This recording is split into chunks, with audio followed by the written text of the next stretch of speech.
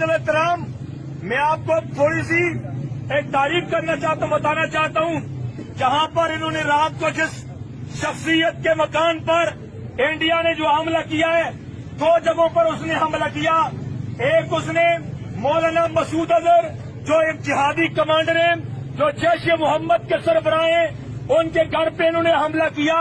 उसकी फैमिली के 12 लोग शहीद हो गए, जिसमें छोटे बच्चे भी शामिल हैं। और दूसरा हमला मुरीद के लश्कर तैयबा के मरकज पे किया है, वहां पर भी लोगों की शहादत की खबरें वसूल हुई हैं। फायर में भारत का फायदा है। सिंतास मुआहदा स्टिल मुअत्तल है, ठीक है। भारत ने आपके बंदे शहीद किए, आपके फौजी शहीद किए, जख्मी किए, आपके बड़े तमाम शहरों को, यानी 77 ईयर्स में पहली बार इस्लामाबाद तक भारत पहुंचा है, पिंडी तक भारत पहुंचा। ये पहली बार हुआ है इतने अरसे में। इस्लामाबाद में कब हमले हुए थे आप मुझे बताएं। भारत ने देख लिया है हमारा दिफा क्या है, कितना है मैक्सिमम हमारी कैपेसिटी और कैपेबिलिटी क्या है। और भारत ने ये कह दिया है कि हमारी नई डॉक्ट्रिन ये है कि जब भी अब भारत में कोई हमला होगा, हम उसको एक्ट ऑफ वॉर समझेंगे। यानी अब कश्मीर के अंदर कभी भी कुछ होता है, भारत फॉल्स फ्लैग करवाता है, वो जब चाहेगा पाकिस्तान पे हमला कर देगा। और 3-4 दिन पाकिस्तान यही डंडोरा पीटता रहा कि हमने जवाब दे दिया है। ये मैं नहीं कह रहा। आप ख्वाजा आसिफ के बयान देख लें, वजीर दिफा है। आप राना सनाउल्लाह के बयान देख लें, नून लीग का मेन लीडर है। और बाकी लोगों के बयान देख लें, आपको पता चल जाएगा। डीजीआईएसपीआर की प्रेस कॉन्फ्रेंस देखिए कि हमने मुंह तोड़ जवाब दिया भारत को, ठीक है। इसके बाद क्या होता है कि भारत फिर हमला करता है अगली रात को ड्रोन से, मिसाइलों से। उसकी अगली रात फिर हमला करता है ड्रोन से और मिसाइलों से, और हमें शदीद तरीन नुकसान पहुंचाता है। यहां तक कि हमारे 3 से 8 के दरमियान एयर बेसिस पे हमला कर देता है। इसके बाद पाकिस्तान के पास कोई ऑप्शन नहीं। पहले आपके स्क्वाड्रन लीडर को उन्होंने शहीद किया है, आपके एयरमैन उन्होंने शहीद किए हैं, एयरफोर्स की बेस को अच्छा खासा नुकसान पहुंचाया उन्होंने, मल्टीपल एयर बेसिस पे हमले किए हैं, सिंध तक पहुंच गए, ठीक है। और आप आधे घंटे बाद कह रहे हैं जी सीज फायर हमने कर लिया, कि अमेरिका का ऑर्डर हमेशा लोहे तक ऑर्डर रहा है पाकिस्तान के लिए। कभी पाकिस्तानी फौज ने अमेरिका का ऑर्डर नहीं ठुकराया। इंडिया ने ये किया है पास्ट में, हम नहीं कभी कर सके। घर में घुस के आके उन्होंने मार दिया, इधर से हमारी आवाजें ही नहीं निकल रही कि बस बहुत सारे हमले हम रोकने में नाकाम रहे। एग्जैक्ट जो इंडिया ने टारगेट अचीव करना था वो अचीव किया है। वो जो कहते हैं ना कि इंडिया ने घुस जय हिंद दोस्तों, भारत के उन गद्दार दलाल नेताओं को यह वीडियो देखना चाहिए जो देश की सेना से और प्रधानमंत्री से सबूत मांगते हैं। इस वीडियो में पाकिस्तान के मुल्ले मौलवी खुद बता रहे हैं कि इंडिया ने कहां पर किन लोगों के ऊपर मिसाइल से अटैक किया है और इस अटैक से कितने लोग मारे गए। तो दोस्तों आइए यह वीडियो देखते हैं। सीज फायर पे अग्री कर लिया। पहले हमने देखना है कि हमारी तरफ से क्या कोई कमी कोताही है। हमने अपने मुल्क को बचाना है ना, हमें भारत से तो कोई लेना देना नहीं है। हमने अपने मुल्क को देखना है कि कैसे वो बचता है, कैसे महफूज रहता है, कैसे तगड़ा होता है। तो हम अभी चेन ऑफ इवेंट को देखते हैं कैसे। मकबूजा कश्मीर में एक हमला होता है 22 को, भारत हम पे इल्जाम लगाता है सीधा सीधा दहशतगर्दी का और जंग की तैयारियां शुरू कर देता है। भारत पाकिस्तान पे हमला करता है, ठीक है। तकरीबन 12-14 दिन वो वेट करता है, लेकिन उसके बाद वो हमला करता है पूरी तैयारी के साथ। जब वो पहला हमला करता है पाकिस्तान, हमले के बाद, हालांकि हमला बड़ा उनका खतरनाक हुआ, उन्होंने हमारे सिविलियंस मार दिए, बहुत खतरनाक हमला था भारत का। तसव्वुर ये कर लिया जाता है पाकिस्तान में कि बस यार अब मजीद क्या जंग करनी। वो जो तय हुआ था या जो मामला जिस तरह थे आलमी ताकतों की तरफ से कि भारत ने तो अब कुछ करना ही करना है और आप भी कुछ जवाब थोड़ा बहुत देंगे फिर खत्म करवा देंगे, ये हो गया। और 3-4 दिन पाकिस्तान यही डंडोरा पीटता रहा कि हमने जवाब दे दिया है। ये मैं नहीं कह रहा। आप ख्वाजा आसिफ के बयान देख लें, वजीर दिफा है। आप राना सनाउल्लाह के बयान देख लें, नून लीग का मेन लीडर है। और बाकी लोगों के बयान देख लें, आपको पता चल जाएगा। डीजीआईएसपीआर की प्रेस कॉन्फ्रेंस देखिए कि हमने मुंह तोड़ जवाब दिया भारत को, ठीक है। इसके बाद क्या होता है कि भारत फिर हमला करता है अगली रात को ड्रोन से, मिसाइलों से। उसकी अगली रात फिर हमला करता है ड्रोन से और मिसाइलों से, और हमें शदीद तरीन नुकसान पहुंचाता है। यहां तक कि हमारे 3 से 8 के दरमियान एयर बेसिस पे हमला कर देता है। इसके बाद पाकिस्तान के पास कोई ऑप्शन नहीं बचता। ये डायलॉग जारी है। मार्को रूबियो की कॉलें आ चुकी हैं पाकिस्तान को, शहबाज शरीफ को भी आ चुकी हैं। ये कॉलें आ चुकी हैं आर्मी चीफ आसिम मुनीर को भी। पाकिस्तान का जवाब होता है जिसमें मिसाइल इस्तेमाल किए जाते हैं, जहाजों से भी BVR मिसाइल दागे जाते हैं या और दूसरे जो डिस्टेंस से मारे जा सकते हैं। एक तगड़ा अटैक होता है भारत के ऊपर।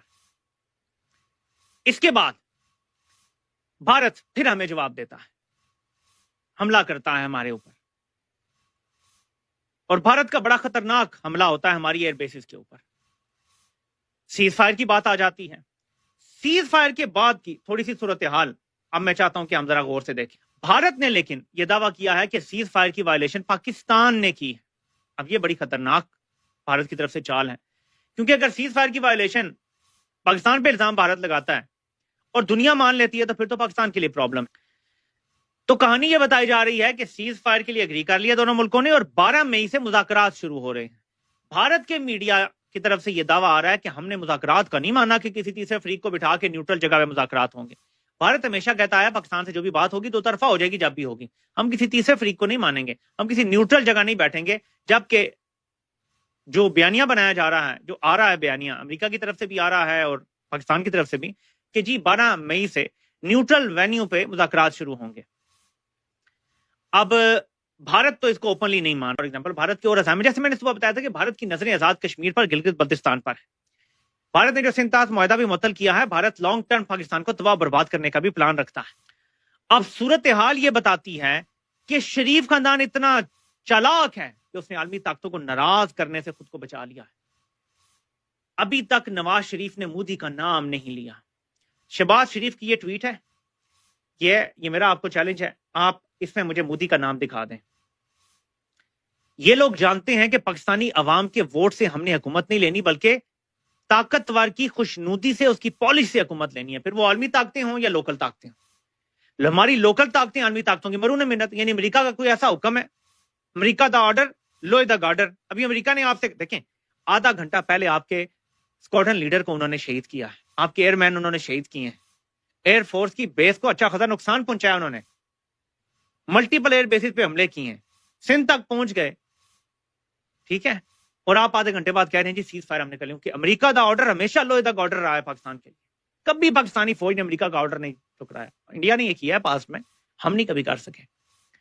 کہ انتہائی بزدلی کا مظاہرہ کیا گیا ہے شہباز کی طرف سے, نواز کی طرف سے, کہ انڈیا نام لے لے کے پاکستان کو لتاڑ رہا ہے اور ان کے منہ سے بھارت کا اور مودی کا نام نہیں نکلتا.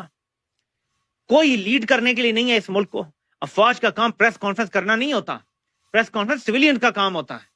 افواج کا کام لڑنا ہوتا ہے بارڈر پہ. جب لڑتے ہیں لوگوں کو اچھے لگتے ہیں, جب سیاست کرتے ہیں, جب بیانیے کی جنگیں لڑنے کی کوشش کرتے ہیں, عوام سے لڑائی شروع ہو جاتی ہے.